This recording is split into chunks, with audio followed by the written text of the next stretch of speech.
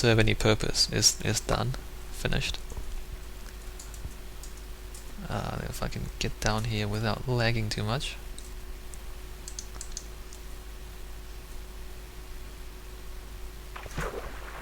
So I have to build the stuff that goes down here. Maybe I'll do that right now because I'm here already. I think this video is going to be really long because I've spent a lot of time rambling about game philosophy and Minecraft. The concept of Minecraft and what it's about and what, well, at least what I think it should be about. And I mean, if you disagree, then like I guess, you know, if you have a good reason to disagree, I don't mind, you know, hearing your opinion on it. I just don't see how it would help the game to deviate from the essence of the game or from the unique strength of the game, which is blocks.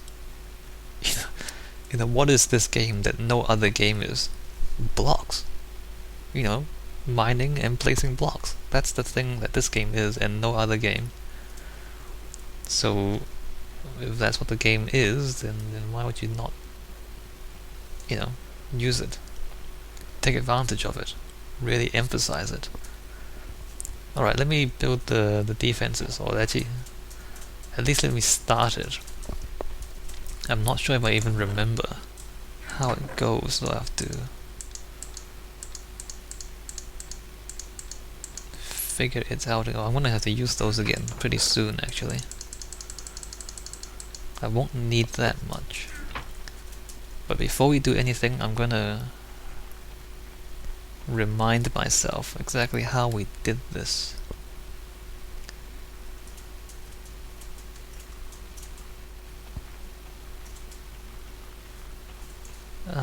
Yeah. So I mean, it looks pretty much the same as all of the earlier segments of the wall. So that's not too exciting. Let's see. So right. So there's that in the middle, and then every second one. Why? Oh, that's right. I put smooth stone in the sand because of the Enderman. Because Enderman can pick up blocks. And so I made it so that, like, it used to just sit on the sand. So it used to be these blocks would be sand as well, but now that the Enderman can pick them up and move them around, you can imagine the Enderman just picking that up and then letting other enemies in. Right, and then when there's water, it's cobblestone. Interesting choice. I don't remember why I chose to use cobblestone instead of smooth stone. So, yeah, I don't know why actually. So it's cobblestone when it's in the water, it's smooth stone when it's on land. And there's the little kind of false doorway in the middle, and then every second block. Okay. I think I've got that sorted out. Let's do some of this.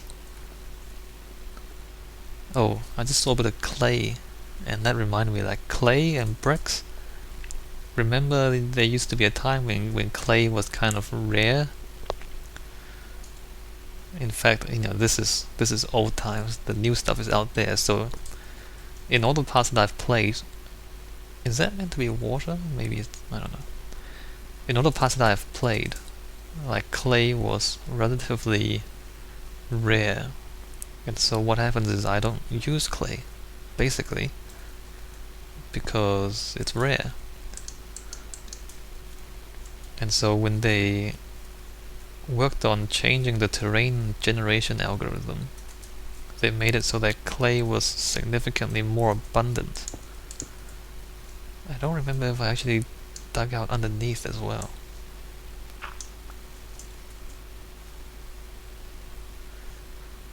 I don't think so.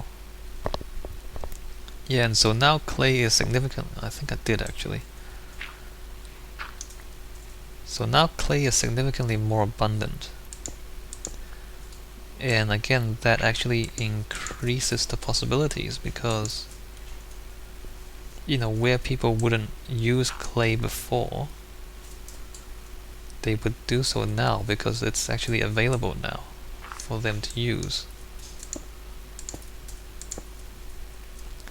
So that change, again, a minor change, but I think one that is positive because it increases possibilities for people, because now that clay is more abundant, they can use bricks or just clay blocks for construction. And I need to get rid of this tree.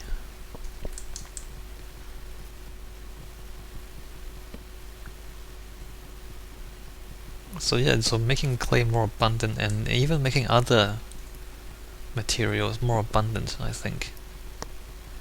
Of course, there's still the game balance to consider. You don't want to make diamonds everywhere,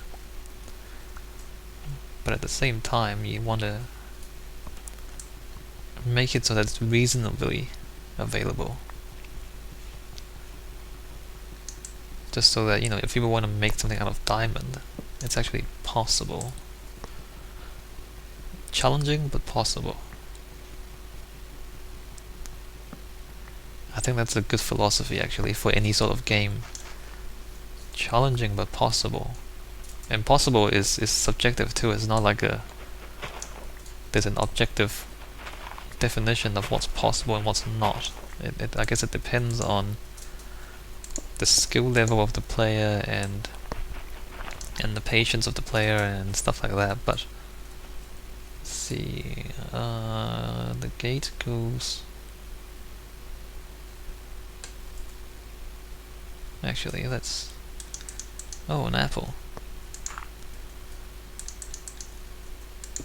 Let's do that, right. Yeah, but I mean, it's more subjective than objective. Like it's what people feel is possible. It's what people are willing to put up with before they give up and stop playing the game. And you actually don't want people to stop playing your game because that's your business. You want people to keep playing. So 3 and then that.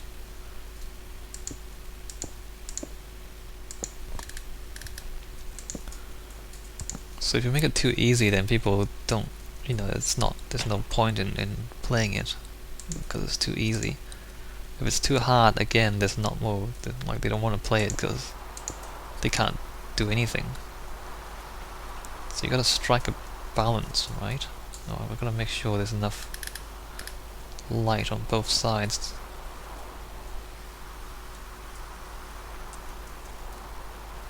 Yeah, that's good.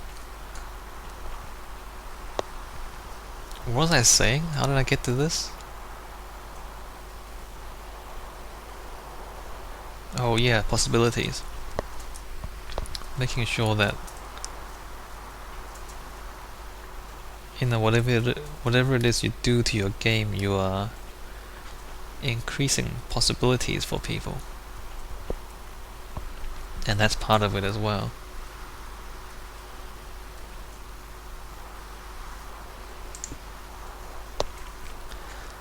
Okay, I need to kind of stop talking for a bit because I'm trying to think what I'm doing here. That's correct. I actually need more fences.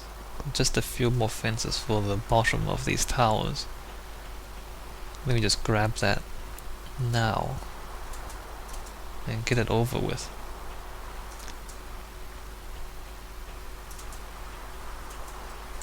So let's grab some of those. We don't really want those. I don't actually need that many fences, but we'll take it. And I actually need more cobblestone. More than... well, I only have that much anyway, so... let's see how far that takes us.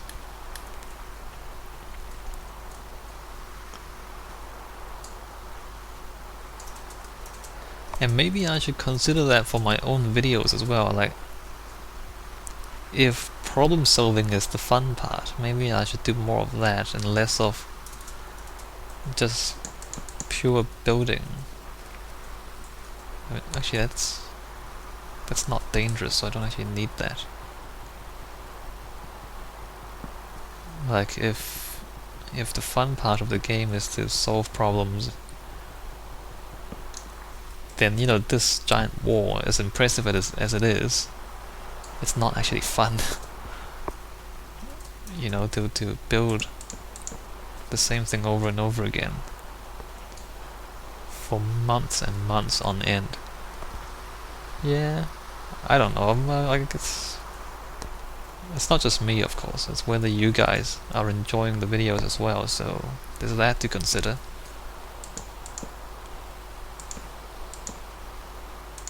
Oops, what am I doing? I should do this later, because there's no point doing it now. Oh, I've done it. So there's that, and then there's that, and I guess I'll just do that, and that keeps all the enemies out. Right, let's get back to what we're supposed to be doing, which is laying down the smooth stone. Oh, and it's raining, look at that. Is rain a good addition to the game or not? Does rain increase possibilities? No. Does it decrease possibilities? No. So, neutral, no comment. I mean, is it possible for rain to increase possibilities in the game? Maybe. I can't. You know, if we were to let's play this game. So let's say, you know, we're trying to come up with a new feature to add to the game, and it's weather. How can we make it so that the weather changes the game in some way that makes the game better? You know, not just a pretty feature, not just introducing more lag into the game, haha. But oh, I didn't want to do that. Never mind. But actually make the game better. How would rain make the game better? Should it be a new challenge? Is it a good challenge? What kind of challenge would rain do? What if we made it so that either rain or water was necessary for plants to grow? So flowers, trees. Is it a good thing or a bad thing? I mean, it would make tree farms more complicated if water was necessary. I mean, it's not a huge change. It's not like a huge challenge though. So it's not like it's a major addition. What if when it rains certain things happen? What would happen? I mean, there's thunder, and then you know there's the thing with the creepers getting supercharged if they're hit by lightning and all that. I mean, I've never seen that happen, so it must be really rare, and I don't know how much of an addition that is to the game. How do we make it so that rain introduces an interesting element? You know, I can't actually think of anything off the top of my head.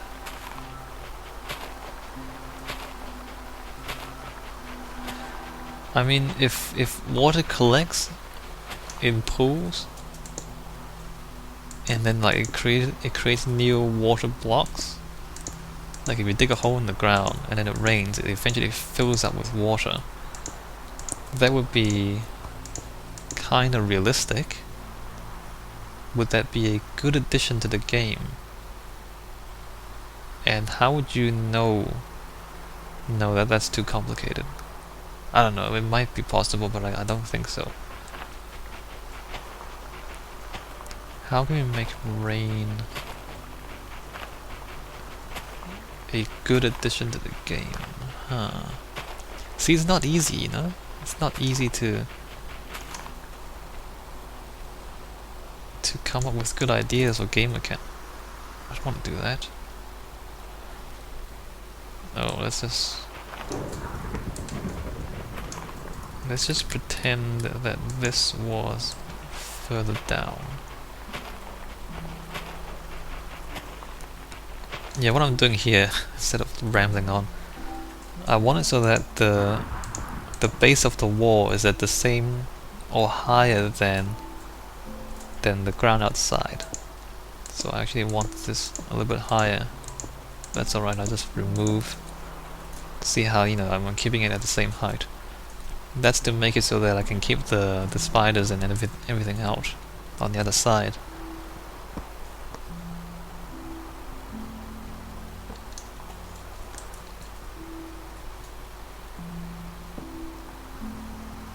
I mean, rain, that's more annoying than everything. I mean, rain, I guess you can make it so that the rain will put out the torches. That would be really annoying, by the way. Don't do that. But I mean, the simple solution would then be, if above every torch you have to put you have to put something above it. It's not a difficult thing to, it's not a difficult puzzle to solve, as it were. But it would be fairly annoying, I think. Right, so that's the middle.